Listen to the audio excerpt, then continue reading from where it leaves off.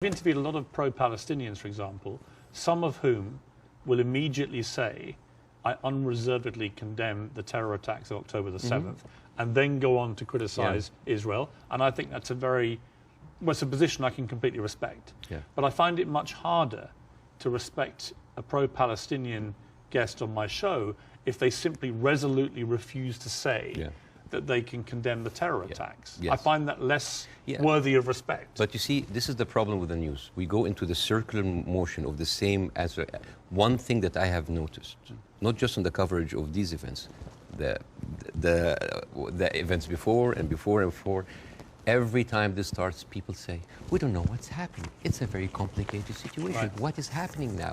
And for me, as a viewer, if a conflict that's been there for 75 years and the media with all this technology has been covering it and we hear the same exact words, we don't know what's happening. It's complicated. It's a very complex. That is a failure of the media apparatus. That is the failure to themselves and for the audience. Because why every time this happens, it seems like it is happening from point zero.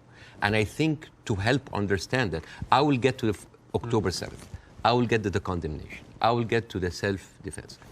But I think maybe we can do, we have like all the time in the world, and we can discuss, this interview could be a bookmark, landmark for maybe looking at that conflict in a deeper way that nobody had gone there before. We have the views, we have people waiting. You know, as I said, I'm the least qualified to discuss that, but it's an opportunity to use it. I'm not massivly well qualified myself. Both of us. Like, I mean, look at us. I'm an Irish Catholic. I mean, look at us. Two privileged people. One white, one white wannabe, discussing the most complex conflict of our history. But I want to start in a totally different area. I want to start with anti-Semitism. I think it's an important issue. I think there is a rise of anti-Semitism in the world. And I think there is, this is very dangerous. And I, as a Muslim who has been through events where there were terrorist attacks somewhere, and that reflects to us, on us, I can completely feel that. Since what happened, I had text messages from the Jewish friends, are you okay? Are your wife's family okay? And I was texting them, are you okay?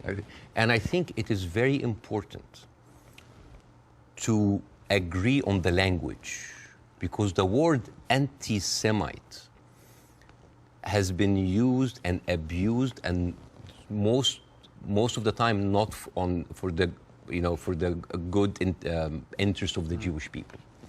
Because the first 2 days of the coverage, I watched the news and there was a lot of protest that was led by Jewish Voice for Peace. And they were led by people who opposed the Israeli attack on the civilians. And I remember quite well, many of the Republican representatives in Congress came out and they were calling these the global intifada, the global jihad. I love it when they say jihad. They sound like a horse. Jihad. It's very funny. Or they say like, these are, and I quote, Iranian-backed jihadists. And I said, wait a minute, but most of those people are Jewish. Those people who took over the Capitol, the same people who took over Central Station in New York, which is known as the biggest civil disobedience event in America in the last 2 decades, they were all Jewish. And then I find Nikki Haley saying anti-Zionism equals anti-Semitism. And then I remember it's like, oh, Jewish people in America are saddened by the fact that they are not citizens of America or citizens of the world, but they are citizens of Israel, and they have to back Israel in whatever they do. And these are not my words; these are the words of Jon Stewart. He went out and he said, it's very, very important to divide these two. And what is very, very interesting. Would you compare that on that specific point to the way that people try and say all Palestinians are responsible and accountable for what Hamas do? Yes, In other words, I think you can be very critical of Israeli government and their policies and Benjamin Netanyahu and the politicians, but that doesn't mean that you have to take that criticism to innocent Israelis who may have exactly the same criticism themselves. And this is why it is very important to have these kind of discussions, because the funniest, the saddest thing that I saw is the people that were in so much support of Israel are anti-Semite themselves. Marjorie Taylor Greene. You know, she said like, oh, I send my aides, and they took pictures of the protesters. Basically, she's surveilling protesters. And Marjorie Taylor Greene is very known for a very famous post in 2018 where she blamed the California fires on a Jewish space laser gun. Do you remember that? Do you remember that? And so it's like, oh, they were burned because Jewish investors, Rothschild and Feinstein, anything that ends with Stein, because that, of course, sounds Jewish. They put a satellite and shooting laser beams to... It's possible. And not just her. You have Steve Skoulas, thank you so much. He is now the Speaker of the House, and he has been invited before for an organization that was funded by David Duke, the founder of the KKK. You have Kevin McCarthy, who is the former minority speaker, leader of the Republican Party in the House, and he accused Jewish billionaires of rigging the midterm. So how come those people are accusing us of anti-Semites? So here's the thing. So let's go to the equation that Nikki Haley put on Twitter. Anti-Zionism equals anti-Semitism. No, it is true. People who hate Jews, they're also anti-Zionists. It is true. And you could be someone who hates Zionists, who don't like Zionism, and you are Semite. You could even be Jewish.